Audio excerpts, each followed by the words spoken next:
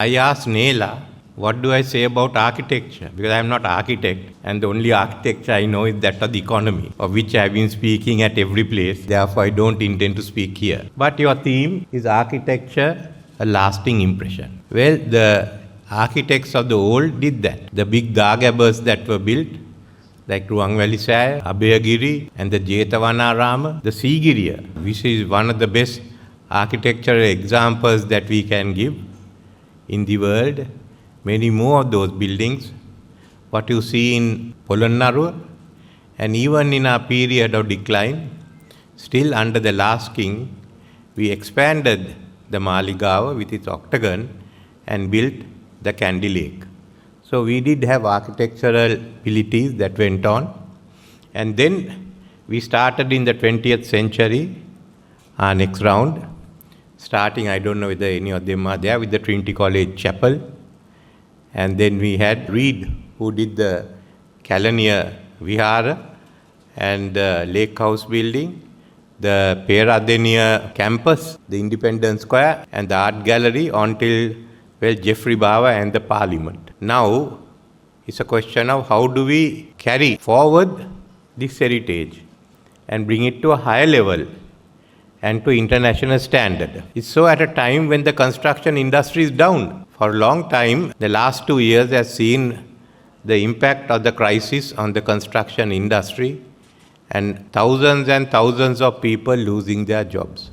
The number of projects available also has reduced. We've had an economy before that which was basically a large extent concrete. But the concrete went in on roads and irrigation works, and those debts have to be repaid, part of the reasons for the crisis. It doesn't mean that we have to stop construction, but it means that when we have to restructure the economy, the restructuring will also mean emphasis on other places. The construction, we'd like to see it start again, but it won't come to the level it was earlier.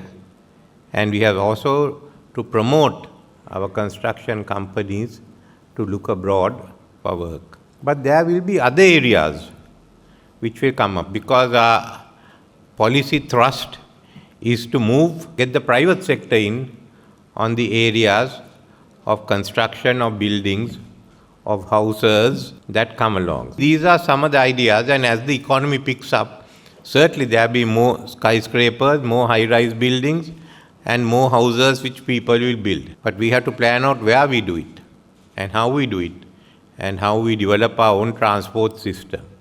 So this is where I feel the future is. And this is where we have to work. I hope in time to come, even Port City will give an opportunity of designing. Part of the Port City land belongs to the government, and we will be also giving it out. I hope the private sector who takes part will also make use of your talents. I think that's the matter you all have to discuss with the chambers and others. So these are the opportunities that are coming in for Sri Lanka. We should make use of it to make a name for ourselves.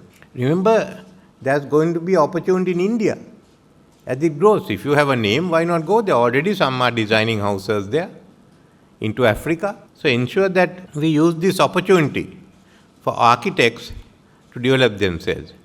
We can make Colombo a very beautiful city. Already Subarnajurong has given us that plan. So on that we go ahead.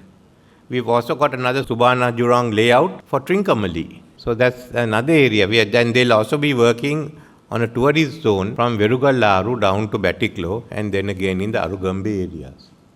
Jaffna has its potential. So as we push the tourist industry, as we go in for expansion, I hope we will also succeed in getting non-government university in Sri Lanka. The new act enabling provincial councils to establish universities is the start. And then it's a question of how much we need at least 10,000 engineers. We need more architects. We need IT specialists. Sri Lanka is committed for the climate change goals. And when I took over, the climate change goals were to be achieved in 2060. I made it to 2050. Now at this UN session, the Secretary General is asking to accelerate the agenda, looking at the fires that have taken place in Europe. So we are also looking whether we can do this prior to 2050. I think we can. Part of it depends on the resources. But from now onwards, It means that our architects will have to conform to climate change criteria. After all, I spoke of Jeffrey earlier, where Kandalama is one of the best examples. But small buildings, big buildings.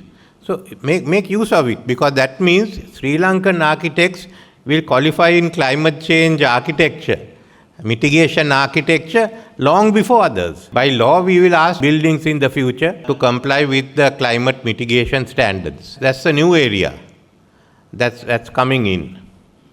And we will look at how we go ahead.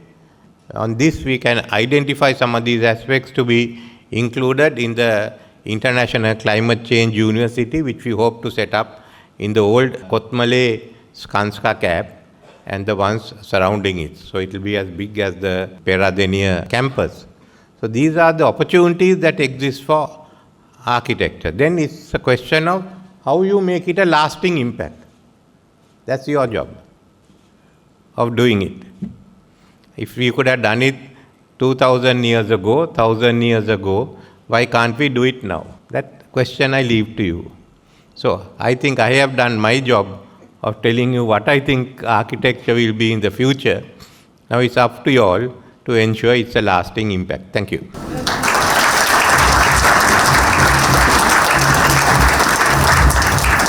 Sri Lanka and in the Gulf, China, Hong Kong. As a past president of the RIBA, I am delighted to have this opportunity to welcome